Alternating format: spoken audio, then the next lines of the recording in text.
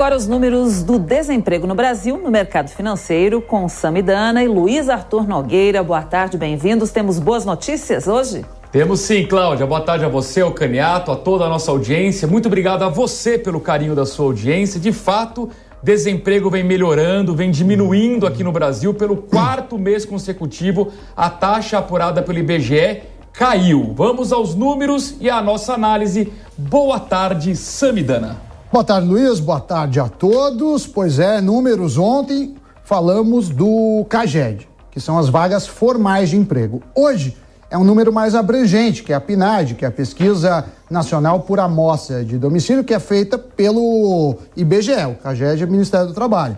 Então esses números são mais abrangentes porque eles pegam não só os empregos formais, como também pegam os informais, os parciais, os empreendedores e por aí vai. Então a primeira coisa que eu queria destacar nesse gráfico aqui é que em junho do ano passado, a taxa de desemprego estava em 14,2%. O número que saiu hoje, que é referente a junho desse ano, está em 9,3%. Então, é uma queda expressiva. O segundo gráfico, a gente mostra em milhões de pessoas.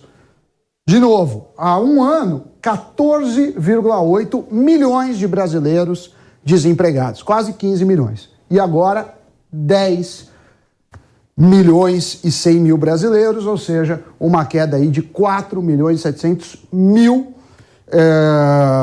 brasileiros. É muito expressivo. Isso eu acho, para quem gosta de política, pode afetar positivamente para o Bolsonaro nas eleições.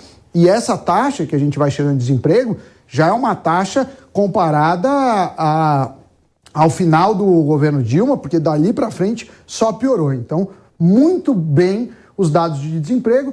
E antes de passar para a sua análise, Luiz, a gente tem o salário médio. O salário médio subindo um pouco, né?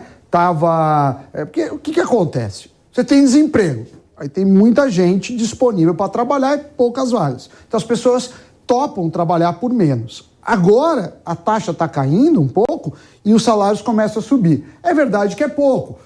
De 2.632 de salário médio em maio para 2.652 em junho. Mas, de qualquer forma, também um número positivo. Luiz Arthur Nogueira, qual a sua percepção? Verdade, Sam. Percepção positiva. Conforme dissemos ontem, o mercado de trabalho está surpreendendo positivamente, assim como o crescimento econômico, deixando em desespero os pessimistas de plantão. Porque o Brasil está, de fato, recuperando seu mercado de trabalho, tanto no formal quanto no informal. Isso é muito positivo. Apesar dos juros altos, apesar da inflação elevada, a gente ainda está gerando muito emprego, em particular no setor de serviços, que foi o setor que mais sofreu durante a pandemia e é o grande gerador de empregos. 70% de toda a mão de obra vem exatamente do setor de serviços. A perspectiva do desemprego continuar caindo, como bem destacou o Sam, isso pode ter influência no processo eleitoral, mas mais importante do que a gente entrar nesse debate político é a gente parar de brigar com os números. Não a gente aqui no mercado financeiro, mas aqueles que torcem contra o Brasil. Para aqueles que torceram contra o Brasil, quebraram a cara, o mercado de trabalho está em franca recuperação e vai continuar assim nos próximos meses. Muito bem. O setor público consolidado registrou o déficit primário de 33 bilhões de reais em maio. Lembramos que esse setor é representado pelo governo federal e mais todos estados, municípios, além da maioria das estatais. Na verdade, são todas, menos a Petrobras e a Eletrobras na prática. Quem traz as informações sobre isso é o repórter Marcelo Matos. Boa tarde, Marcelo. O que você nos traz sobre o setor público? Seja bem-vindo. Boa tarde, Sami, e todos que nos acompanham aqui na Jovem Pan. Esfriou bastante, viu, Sami? Queda da temperatura, nesse momento não chove, mas há muito tempo não chovia e choveu nessa sexta-feira aí para alívio também do ar aqui em São Paulo e das represas também. Como você disse, né?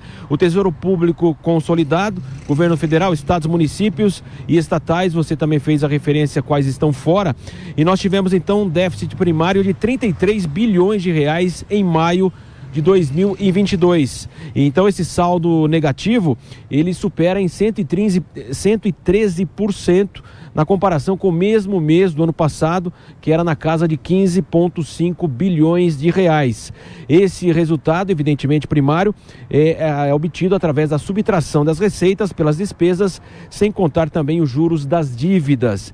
E é o déficit maior registrado agora em maio, o segundo maior para o mês, perde apenas para 2020, onde houve naquela oportunidade 131 bilhões.